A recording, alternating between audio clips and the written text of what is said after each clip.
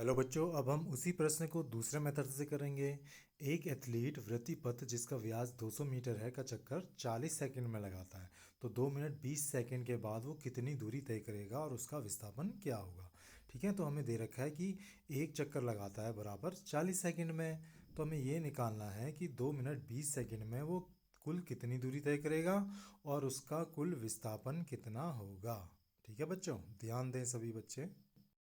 बच्चों, अब प्रश्न संख्या एक को ही हम सेकंड मेथड से दूसरे प्रकार से करने की कोशिश करते हैं। उससे पहले हम ज़रा कुछ चीज़ समझ लेते हैं। ठीक है, तो हमें समय कितना दिया था बच्चों?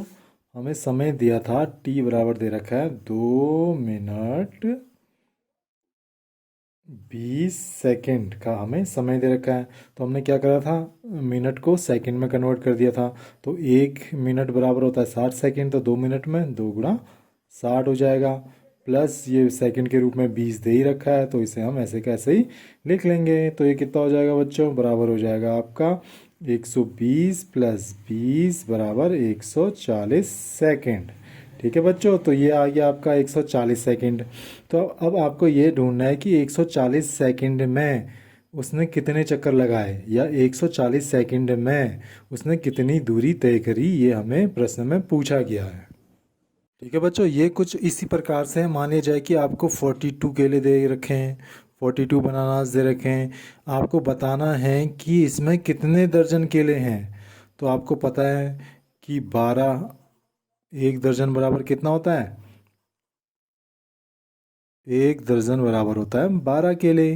ठीक है, आपको पता है कि 1 दर्जन में 12 केले होते हैं। तो आपको ये देखना है कि इस 42 के अंदर कितने 12 हैं, तभी आप बता पाओगे कि इसमें कितने दर्जन केले हैं।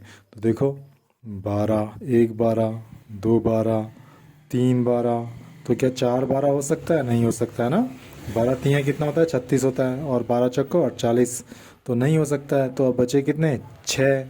तो आपको पता लग गया, 1 12 बराबर होता है 1 दर्जन। दूसरा, 1 12 बराबर 1 दर्जन, 1 12 बराबर 1 दर्जन, और 6 मतलब आधा दर्जन। तो ये हो गया 1 2 3, यानी कि 3.5 दर्जन केले हैं। तो 42 केले हैं, इसका मतलब 3.5 दर्जन केले हैं। तो इसी प्रकार से आपको इस समय में 140 सेकंड के अंदर भी देखना है कि कितने चक्कर हैं इसके अंदर। वो कैसे देखोगे? वो आपको बता रखा है कि 40 सेकंड में ये लगाता है, एक चक्कर पूरा करता है 40 सेकंड में। ठीक है बच्चों, तो हम देखते हैं इसने 140 सेकंड के अंदर कितने 40 हैं। पहले हम ये देख लेते हैं बच्चों। तो 1 40, 2 40, 3 40, कितना हो गया? 4 3 जा 12, यानी कि 120। और बचा कितना? 20 बचा। तो अब यहाँ देखो चक्करों की संख्या। चक्करों की संख्या कितनी हो गई? चक्करों की संख्या 40 सेकंड में कितना चक्कर लगाता है? एक चक्कर। 40 सेकंड में कितना चक्कर लगाता है? एक चक्कर। 40 सेकंड में कितना चक्कर लगाता है? एक चक्कर। और यह 40 का आधा 20 सेकंड, तो 20 सेकंड में कितना लगाएगा? आधा चक्कर लगाएगा। ठीक है, तो टोटल इसके द्वारा कितने चक्कर लगाए गए? 3.5 चक्कर लगाए गए, 3 और आधे।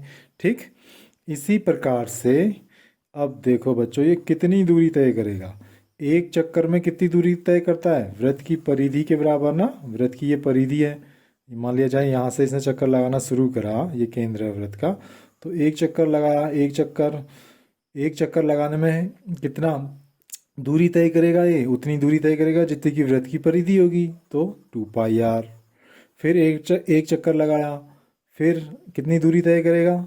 जितनी वृत्त की परिधि होगी, 2 पाई आर। फिर एक चक्कर लगाया, फिर एक चक्कर में कितनी दूरी तय करेगा? जितनी वृत्त की परिधि होगी, 2 पाई आर। फिर इसने आधा चक्कर लगाया। ठीक है, तो वृत्त की परिधि कितनी होती है? 2 पाई आर एक चक्कर में, तो इसका आधा लगाया इसने। तो 2 से 2 कैंसिल हो जाएगा, और ये आपका आ गया पाई आर। तो टोटल कितना आ गया बच्चों? 2 2 4 2 6, और ये 1 7।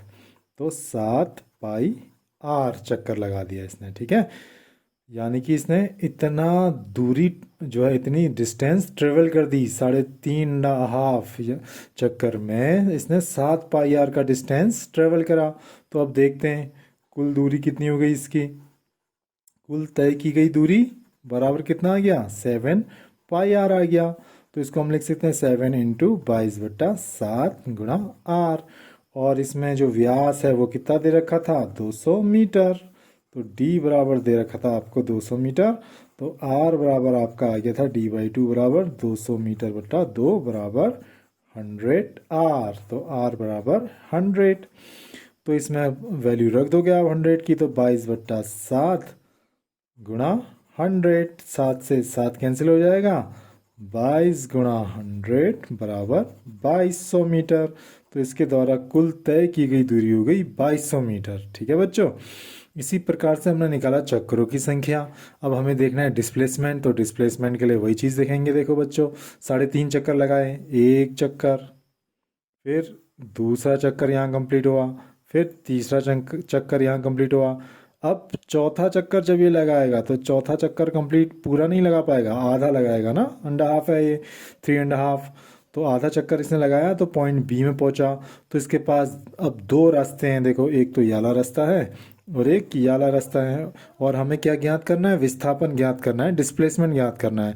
डिस्प्लेसमेंट ज्ञात करने के लिए हम सिर्फ ये देखते हैं प्रारंभिक स्थिति और अंतिम स्थिति, दोनों प्रारंभिक और अंतिम स्थिति के बीच की जो न्यूनतम दूरी होती है बच्चों, उसे ही हम विस्थापन कहते हैं। तो ये तो लंबा हो गया वाला मार्ग कर्व वाला, तो ये तो हो नहीं सकता।